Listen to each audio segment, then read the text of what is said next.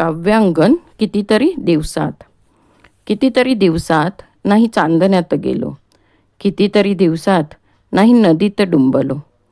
खुल्या चांदण्याची ओढ आहे माझी ही जुनीच, आणि वाहत्या पाण्याची शिळ ओळखीची तीच. केव्हा तरी चांदण्यात पुन्हा जाईन निर्भय, गावाकाठच्या नदीत होईन मी जलमय. आज अंतरात भीती खुल्या चांदण्याची थोडी, आणि नदीचा प्रवाह अंगावर काटा काढी. बरा म्हणून हा इथे दिवा पारवा पाऱ्याचा, बरी तोतऱ्या नळाची शिरीधार मुखी रुचा. कितीतरी दिवसात ही कविता कवी बाळ सीताराम मर्ढेकर म्हणजेच बासी मर्ढेकर यांनी लिहिलेली आहे. हे मराठी नवकाव्याचे प्रणेते आहेत.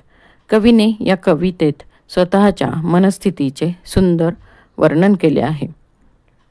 कितीतरी दिवसात नाही चांदण्यात गेलो, कितीतरी दिवसात नाही नदीत डुंबलो. कवी हे आत्ता शहरामध्ये राहत आहेत, परंतु ते गावाकडचे असल्यामुळे त्यांना गावाकडच्या गोष्टींची आठवण येत आहे.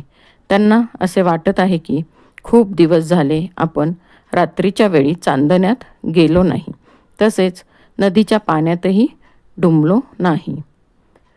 खुल्या चांदण्याची ओढ आहे माझी ही जुनीच, आणि वाहत्या पाण्याची शिळ ओळखीची तीच.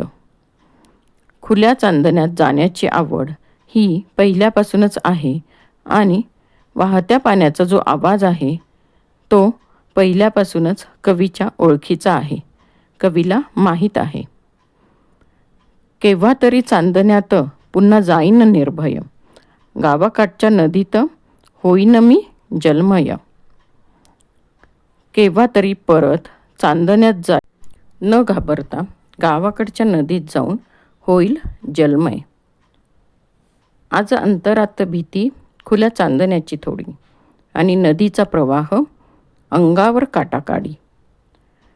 कवीला वाटत आहे की परत चांदण्यात जावे, नदीच्या पाण्यात डुंबावे, परंतु आता शहरात राहत असल्यामुळे, सवय नसल्यामुळे खुल्या चांदण्याची थोडी भीती वाटत आहे, आणि नदीच्या पाण्याचीही सवय नसल्यामुळे अंगावर काटा येईल असे वाटत आहे.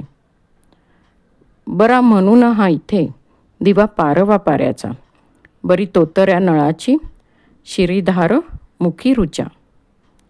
कवीला असे वाटत आहे की इथेच मी बरा आहे, चांदण्यांपेक्षा पाऱ्याचा दिवाच बरा आहे.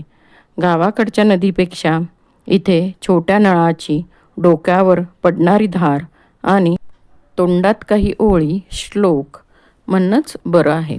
अशा प्रकारे कवी बासी मर्ढेकर यांनी स्वतःच्या मनस्थितीचे वर्णन केले आहे.